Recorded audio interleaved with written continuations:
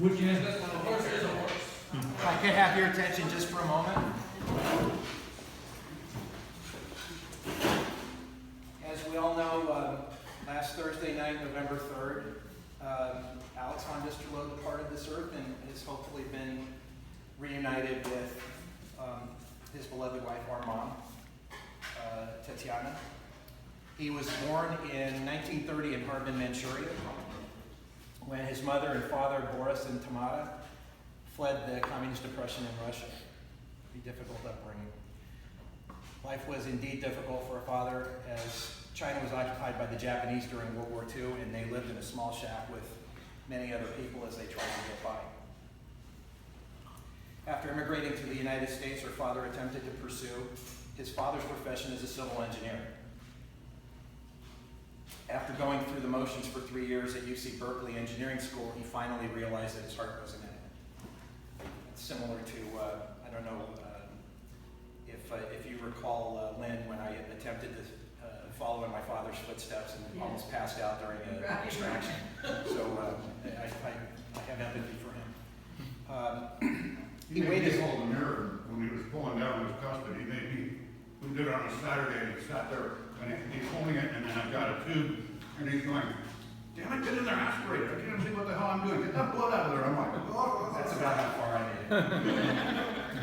made it. He weighed his options and decided upon a career in dentistry. The biggest challenge still lay ahead, as he had to offset 3 years of C average with at least the equivalent of straight A's in order to be accepted to UC Berkeley.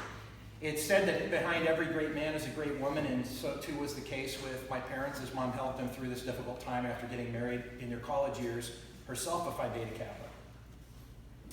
Our dad built a successful dental practice spanning over 40 years in our family's hometown of Millbrae, California, and I never realized until I became older the pressure he put himself under as the sole income provider for my mom, my brother, and myself as we grew up, and I can attest to the fact, as my brother will also, that we wanted for nothing as we were growing up. Our father was an accomplished private pilot in boating. I can still recall so many exciting and sometimes downright scary adventures as we flew by private plane from Cabo San Lucas, or to Cabo San Lucas, actually starting from San Carlos. We just drove by that airport. It seems like an even longer distance now when I look at it and reflect. The planes were cheaper right there. We flew, as I say, to Cabo San Lucas, Loreto, which is down on the peninsula of Baja California, Jackson Hole, Wyoming, Tahoe, and many other destinations with our dad as pilot in command. We enjoyed countless adventures on the bay and delta and the ocean through gale force conditions with calm days alike. Our pop always told us that it's impossible to appreciate the beautiful calm weather days without experiencing a storm or two along the way.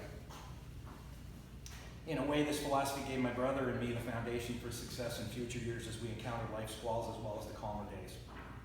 For the last 14 years, my pop has lived with my wife, Kimberly, and me on our ranch in Somas, which is in the avocado, citrus, and equestrian community of Ventura County. He helped us to clear out room amongst the avocado trees to make room for an equestrian facility. He chainsawed, he ran tractors, helped demolish old buildings, ground down over 100 tree stumps with heavy equipment, and so much more. My pop and I had our disagreements in terms of how to get things done, from time to time, often leading to heated discussions. Funny, as I look back, it seems that the older I got, the smarter he became. I'm really going to miss his help and suggestions, as we all will. I wish I wasn't so short-tempered at times. Each morning I wake up, I just can't believe that he's gone. He really hung in there for the last 2.5 years with several strokes and cardiac events. Even though he was in hospice care for the last 2 months, I knew he was still with us and I could visit with him. I really do sense his departure from Earth, and I only hope he's able to hear us all when we say how much we miss him. Unfortunately, not many of his prank victims are around to tell the stories, but I'll always remember the time that he put Brill cream in the toothpaste tube of a close family friend who later discovered that my dad had placed his hearing aid in the freezer as well. Or the time that he turned off the hot water heater on Sunday night of his dental school longtime friend Bob Brown. I'm reminded of the many late-night bundestal parties that got way out of hand, with most everyone ending up in the pool. A result, no doubt, of his famous holiday punch, in case you're taking notes. 1 large can of Hawaiian punch, 2 bottles of champagne, and 1 bottle of vodka with a lot of ice.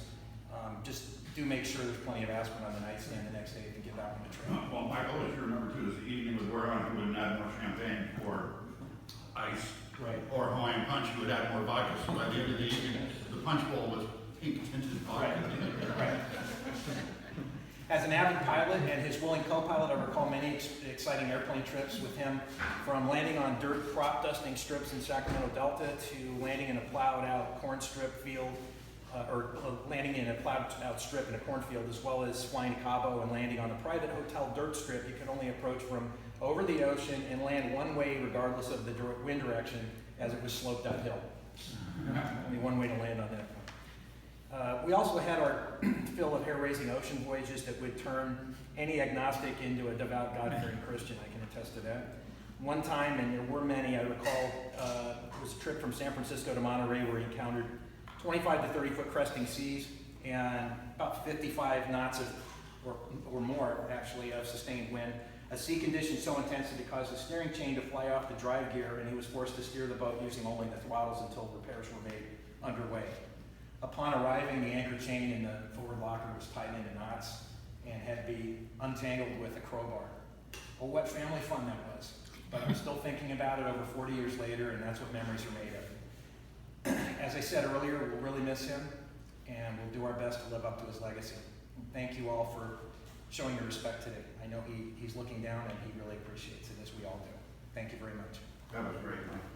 That was excellent. That was really sweet.